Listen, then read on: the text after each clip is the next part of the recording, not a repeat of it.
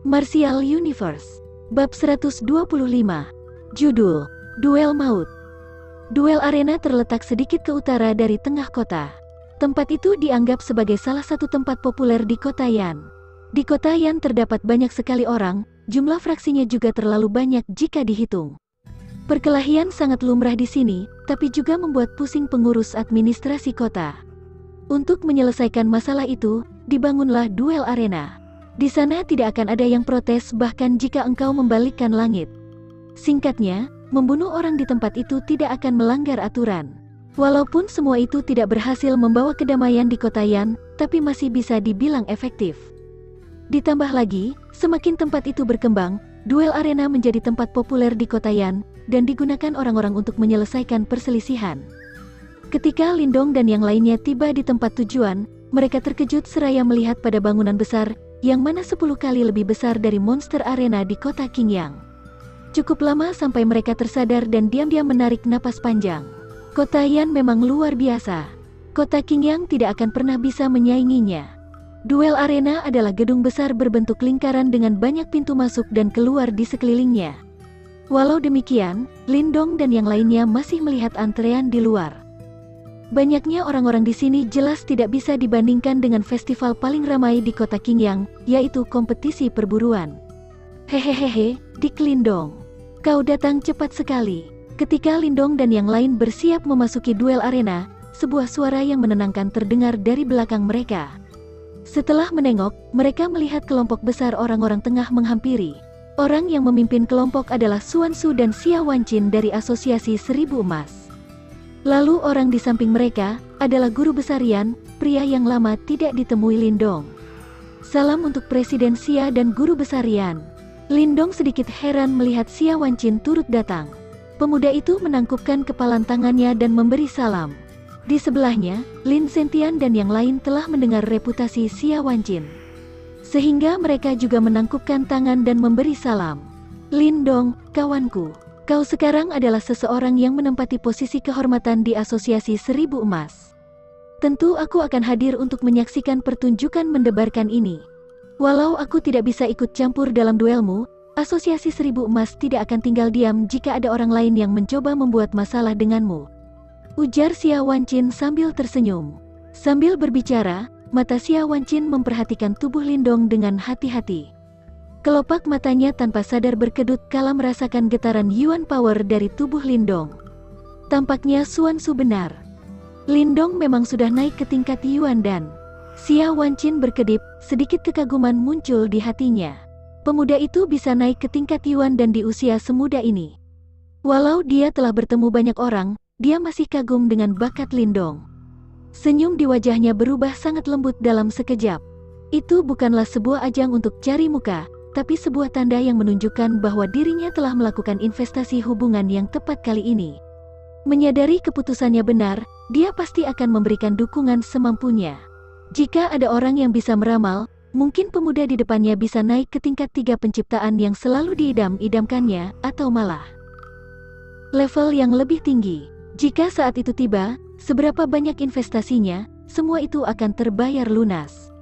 Lindong tersenyum samar, kemudian berbalik dan memperkenalkan anggota keluarganya. Kakek, ayah. Beliau adalah Presiden Xia dari Asosiasi Seribu Emas. Lalu ini adalah guru besar Yan, seorang simbol Master Segel 4. Beliau jugalah yang mengenalkanku pada mental energi. Hahaha, dasar bocah nakal. Jangan terlalu rendah diri, ujar guru besar Yan sambil tersenyum. Walaupun dia telah memberikan Lindong 3 bab awal dari bab pergerakan spiritual, semua itu cukup membantunya menjadi simbol Master Segel 1. Untuk sisa pencapaiannya didapatkan Lindong dengan usahanya sendiri. Mendengar nama 2 sosok legendaris di kota Yan, Lin Zentian dan lainnya terkejut. Mereka tidak menyangka jika dalam 2 bulan Lindong berada di kota Yan, dia bisa membangun relasi dengan sosok terkenal tersebut. Anak ini hebat sekali. Lin Zentian dan Lin Xiao bertukar pandangan. Di matanya terpancar sorot kebanggaan dan sedikit minder. Biar bagaimanapun, Lindong kini telah benar-benar melampaui mereka. Sudah mau dimulai. Ayo masuk dulu. Selesai dengan perkenalan, Xuan Su tersenyum cantik dan mengajak semuanya masuk. Lindong, Xia Wanqin, dan orang-orang di sana mengangguk. Mereka mengikuti Xuan Su masuk ke duel arena melalui pintu masuk khusus, bukan lewat pintu masuk yang ramai. Sebagai salah satu dari 3 fraksi besar di Kota Yan, Asosiasi Seribu Emas bisa menikmati beberapa hak istimewa. Pemandangan bagian dalam duel arena mulai terlihat setelah mereka berjalan selama beberapa menit di lorong luas. Di bawah sinar mentari, suara dengung yang luar biasa menyerbu telinga mereka. Fiuh. Melihat duel arena raksasa di depannya, Lindong tanpa sadar menghela napas, seolah dia ingin mengeluarkan seluruh rasa terkejut dari dalam dada. Tempat di mana Lindong dan yang lain tiba memiliki pemandangan bagus. Saat ini, sudah terdapat beberapa orang yang duduk di bangku penonton. Dari penampilan mereka, sepertinya bukan orang biasa. Karena bangku penonton ini sudah dipesan untuk orang-orang kuat dan bergengsi di Kota Yan. Asosiasi Seribu Emas adalah salah satu dari 3 fraksi besar Kota Yan. Dengan Xian Wancin dan guru besar Yan yang ikut muncul, banyak orang bergegas memberi salam pada mereka. Sementara Xian Wancin tersenyum sambil menyapa, guru besar yang tampak berbeda jauh jika dibandingkan. Tapi tidak ada yang berani mendekat karena sifat senang menyendirinya. Di duel arena ini terdapat beberapa arena. Tapi hari ini, arena tempat kau melakukan duel maut dengan Wei Tong adalah arena paling besar. Ketika Lindong mengamati duel arena, Xuan Su tersenyum dan memberinya penjelasan. Lindong melihat pada orang-orang yang ada di sekitar arena, kemudian mengangguk dan tersenyum kecut. Berkat komplotan serigala darah, duel maut yang harusnya bersifat pribadi menjadi acara besar. Presiden Xia, Anda datang cepat sekali. Sebuah tawa familiar terdengar dari belakang, ketika Lindong dan yang lain sedang memperhatikan arena. Mendengar tawa itu, alis Lindong mengernyit dan menoleh. Sudah dia duga, Lindong melihat banyak orang yang masuk. Orang yang berjalan di depan adalah pemimpin sekte komplotan serigala darah, Yue San. Sementara yang berdiri di sampingnya, Lindong juga melihat sosok familiar. Orang itu adalah pemimpin sekte baju darah, Wei Tong. Saat Lindong melihat Wei Tong, pria itu pun melakukan hal yang sama. Dalam sekejap, sebuah seringai muncul di wajah Wei Tong. Tangannya membentuk gerakan memotong leher di depannya. Niatnya jelas, Wei Tong berencana membunuh Lindong hari ini. Lindong menatapnya dingin. 2 bulan lalu, pria itu adalah lawan tangguh baginya. Tapi kini, dia bukan lagi musuh yang sulit dikalahkan. Untungnya, Wei Tong, yang merasa bahwa dirinya adalah tokoh utama di sini, tidak menyadari perbedaan kekuatan mereka yang sudah sangat jauh. Duel maut hari ini akan menarik. Tampaknya akan ada pertumpahan darah. Yue San berjalan ke depan Lindong dan terkekeh. Tapi senyum di wajahnya terlihat dingin bagi Lindong. Aku tidak menyangka kau sungguhan membunuh Guying dari Sekte Baju Darah. Padahal Sekte Baju Darah adalah salah satu bawahan komplotan Serigala Darah. Yue San, Guying ikut campur dengan urusan orang lain. Dia hanya menerima apa yang seharusnya dia dapatkan. Xia Wanjing berkomentar santai. Hutang harus dibayar. Pendapatmu tidak ada artinya untukku. Hasilnya akan ditentukan pada duel maut hari ini. Yue San mengejek, kemudian menepuk bahu Lindong. Nak, kuharap kau bisa tetap hidup hari ini. Aku, Yue San, sangat menghargai orang berbakat. Kalau kau tertarik, di masa depan kau boleh datang ke komplotan Serigala Darah.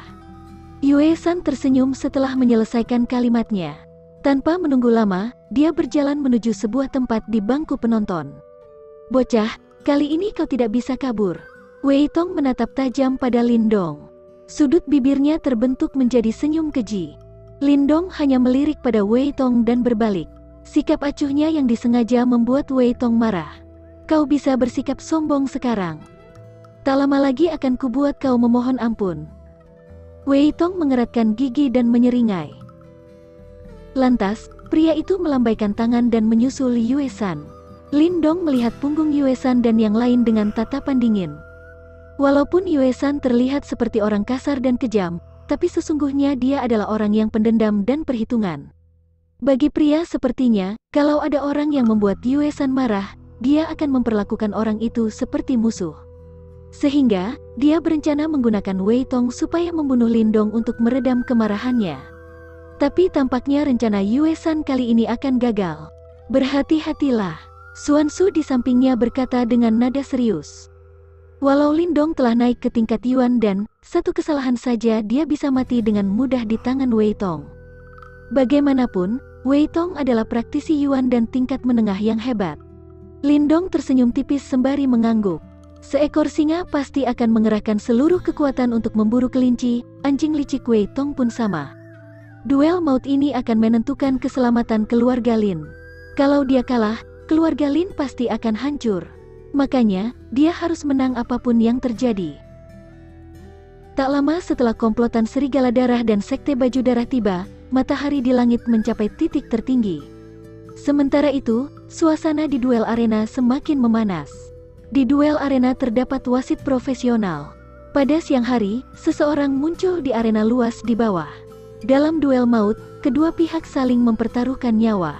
Hasilnya akan ditentukan oleh takdir masing-masing, tidak ada yang boleh merasa tersinggung. Wasit memasuki arena, kemudian menyerukan peraturan. Barulah dia menengok ke arah Lindong dan yang lain, berujar dengan suara rendah.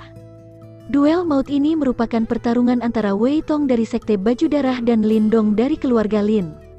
Untuk kedua nama yang saya sebutkan, silakan memasuki arena sekarang.